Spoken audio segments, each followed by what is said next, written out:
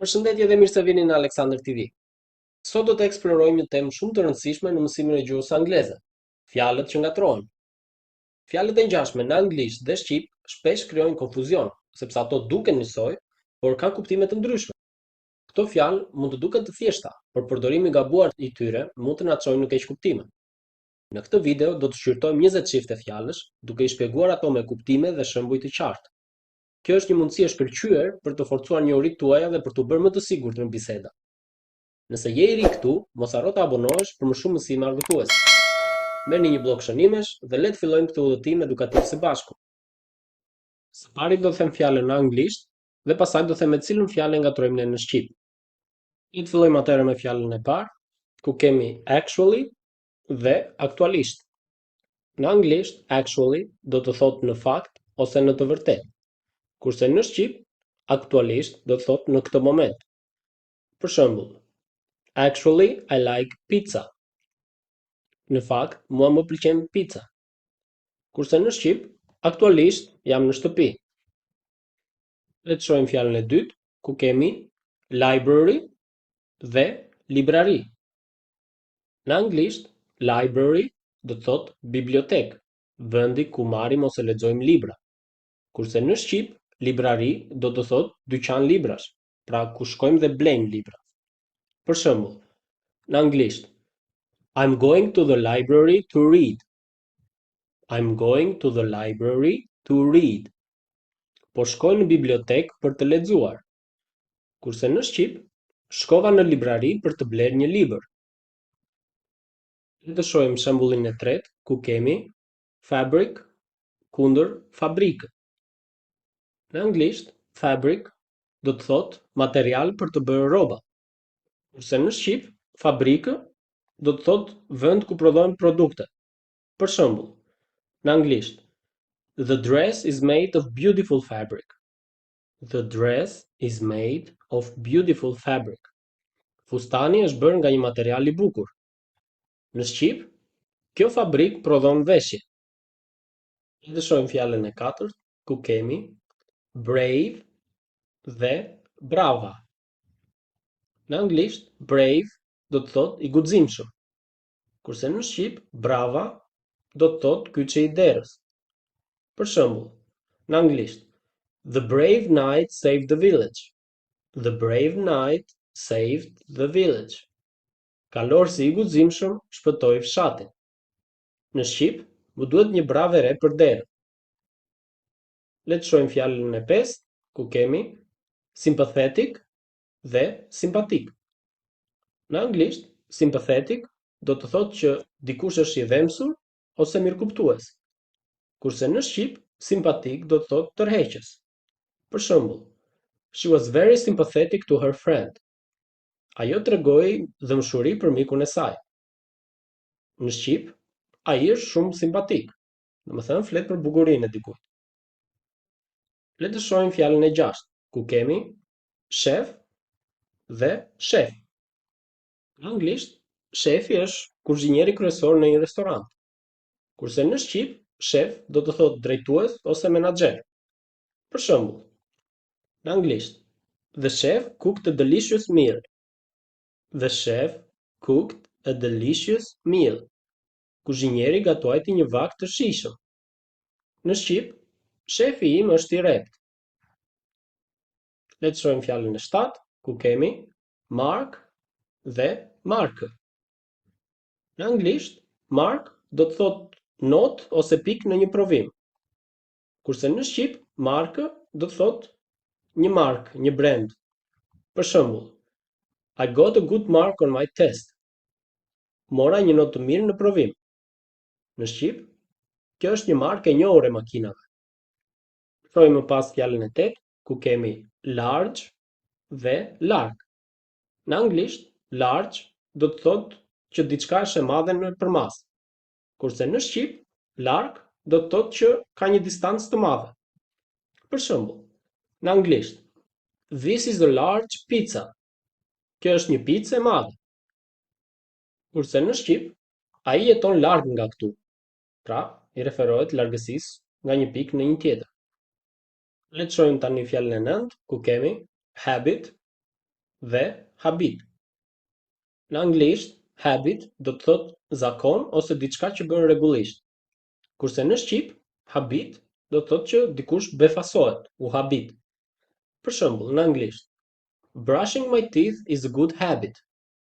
Brushing my teeth is a good habit. Larja e dhëmbëve është një zakon i mirë. Në shqip, mbeta i habitur nga lajmi. Le të shohim tani fjalën e 10, ku kemi exit dhe ekzistoj. Në anglisht, exit do të thotë dalja nga një ndërtesë apo nga një vend. Kurse në shqip, ekzistoj do të thotë të ekzistosh. Për shembull, në anglisht, where is the exit of the store? Where is the exit of the store?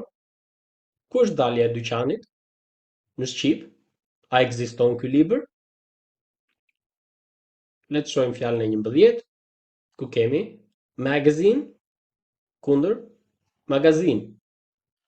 Në anglisht, magazine do të thotë një botim me artikuj dhe foto, pra revistë. Kurse në shqip, magazin do të thotë depo ku ruhen produkte. Për shembull, I like reading this fashion magazine. I like reading this fashion magazine. Më pëlqen të lexoj këtë revistë mode. Kurse në shqip, produktet janë në magazin. Le të shohim fjalën e 12, ku kemi note dhe notë. Në anglisht, note do të thotë një shënim ose një tingull muzikor. Në shqip, note do të thotë edhe vlerësim në shkollë. Për shembull, I left a note for my mom. Unë lash një shënim për mamin tim. Kurse në shqip, mora një notë të lartë në provim. Le të shohim fjalën e radhës, ku kemi gymnasium dhe gjimnaz. Në anglisht, gymnasium do të thotë një vend për sport ose për ushtrime, pra një sallë palestre. Kurse në shqip, gjimnaz është shkolla e mesme. Për shembull, në anglisht, we played basketball in the gymnasium. We played basketball in the gymnasium. Ne luajtëm basketball në sallën e palestrës. Në shqip, jam në vitin e fundit të gjimnazit. Le të shohim fjalën e radhës, kemi gentle dhe gentil. Në anglisht, gentle do të thotë i butë ose i kujdesshëm. Kurse në shqip, gentil do të thotë i sjellshëm. Për shembull, the dog was very gentle with the children. The dog was very gentle with the children. Qeni ishte shumë i butë me fëmijët. Në shqip, ai është një njeri shumë gentil. Le të shohim fjalën e radhës, ku kemi pretend dhe pret. Pretend në anglisht do të thotë të bësh sikur diçka është e vërtetë kur ajo nuk është. Kurse në shqip, pret do të thotë të presësh. Për shembull, në anglisht, the kids pretend to be superheroes. The kids pretend to be superheroes. Fëmijët bëjnë sikur janë superheroj. Kurse në shqip, po pres autobusin. Le të shohim fjalën tjetër, ku kemi sympathy dhe simpati. Në anglisht, sympathy është një ndjenjë keqardhjeje që ndjen për dikë që është në vështirësi. Kurse në shqip, simpati do të thotë pëlqim për dikë. Për shembull, në anglisht, I have a lot of sympathy for people in difficult situations. I have a lot of sympathy for people in difficult situations. Kam shumë keqardhje për njerëzit në situata të vështira. Në shqip, kam simpati për shoqen time. Le të shohim fjalën e radhës, ku kemi plant dhe planet. Në anglisht, plant do të thotë një bim, pra një organizëm i gjallë që rritet në tokë. Kurse në shqip, planet do të thotë planet, domethënë si toka, Marsi e të tjerë. Për shembull, në anglisht, I have a plant in my room. I have a plant in my room. Unë kam një bim në dhomën time. Në shqip, Marsi është një planet. Le të shohim fjalën e radhës, ku kemi comics dhe komik. Në anglisht, comics është një revistë zakonisht për fëmijë me superheronj apo personazhe aventureske. Kurse në shqip, komik do të thotë qesharak ose gazmon. Për shembull, në anglisht, I love reading comic books. I love reading comic books. Më pëlqen të lexoj libra komik. Kurse në shqip, ai është një njeri shumë komik. Le të shohim fjalën e radhës, ku kemi pet dhe petë. Në anglisht, pet do të thotë kafshë shtëpiake, si një qen ose një mace. Kurse në anglisht, petë është një brum i hollë për byrek. Për shembull, my pet dog is friendly. My pet dog is friendly. Qeni im shtëpiak është i dashur. Kurse në shqip, kam përgatitur petët për byrek. Dhe le të shohim fjalën e fundit që kemi përzgjedhur për sot, e cila është realize dhe realizoj. Në anglisht, realize do të thotë të kuptosh ose të bësh i vetëdijshëm për diçka. Kurse në shqip, realizoj do të thotë që ti ke përmbushur diçka. Për shembull, në anglisht, I realize that it's late. I realize that it's late. E kuptoj që është vonë. Kurse në shqip, ai realizoi ëndrrën e tij. Pra, ka arritur diçka. Kto ishin 20 çifte fjalësh që shpesh ngatrohen. Duke praktikuar dhe kuptuar dallimin mes tyre, do të bëheni më të sigurt në anglisht dhe do të shmangni keqkuptimet. Mos u shqetësoni nëse gaboni, se është pjesë e të mësuarit dhe shumë njerëz ngatrohen në fillim.